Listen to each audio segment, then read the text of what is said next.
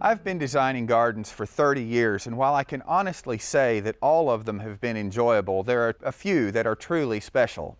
This is one of those. Special because of the garden, special because of the clients who have actually become friends. There was a lot to consider on this property, and I was lucky to get in from the ground up.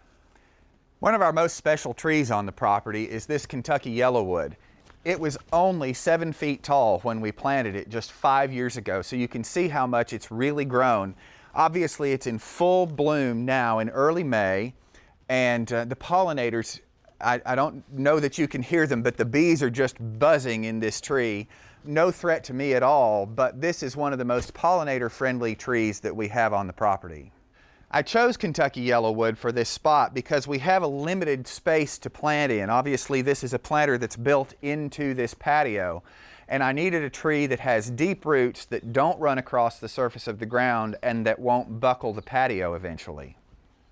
So in the design process, I had a lot of great things to work with, not including great hardscape, like this stone arch, which we have covered with wisteria. And I needed plants to create the feet of the wall and soften all of this hard stone that we had. So we've chosen ferns, iris, things that will thrive under these conditions with full to part sun.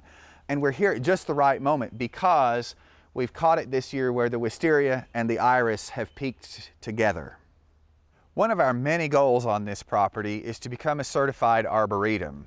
And since we don't do anything small here, not only are we going to become a certified arboretum, but we're sort of shooting for the highest level, level 4, which means we have to have 120 different species of trees on the grounds.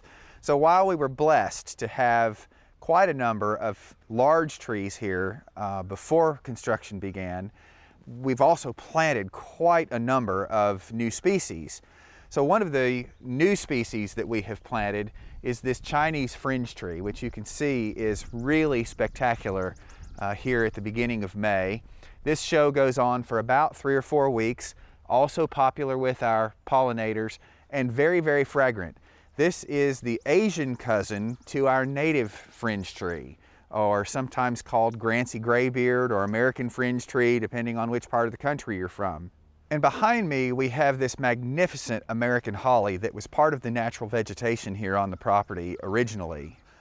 One of the most fun parts of this project from a design perspective for me was creating this woodland walk at the back of the house.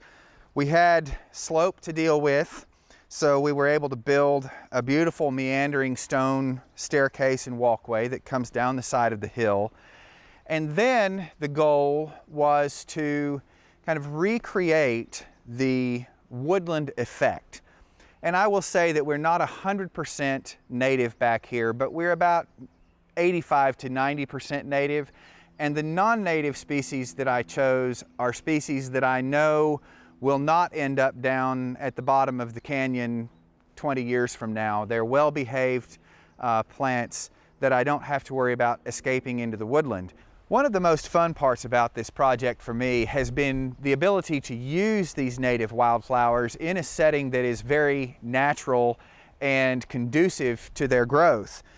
And we're even now seeing the wildflowers beginning to spread. So while in the beginning this was a planned, designed landscape, our goal in the end is to just have a carpet of wildflowers, and we're really beginning to see that effect.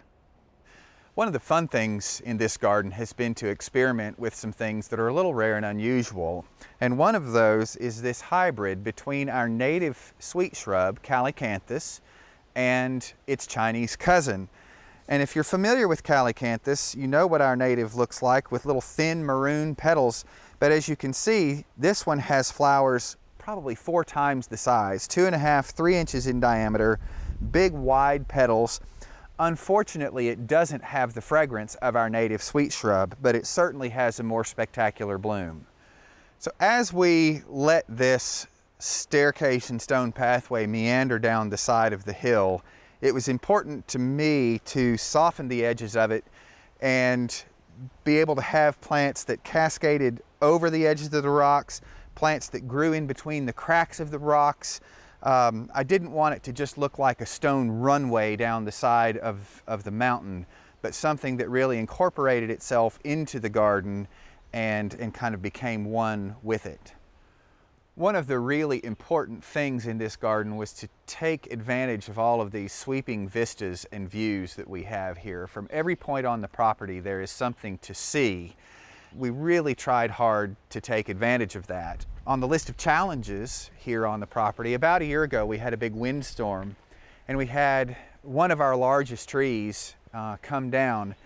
And in a very fortuitous move by Mother Nature, she laid it down right across the end of the garden without hitting anything else.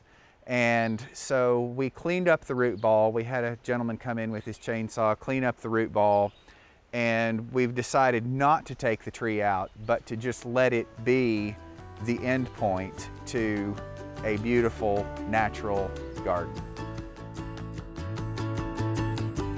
For inspiring garden tours, growing tips, and garden projects, visit our website at volunteergardener.org or on YouTube at the Volunteer Gardener channel, and like us on Facebook.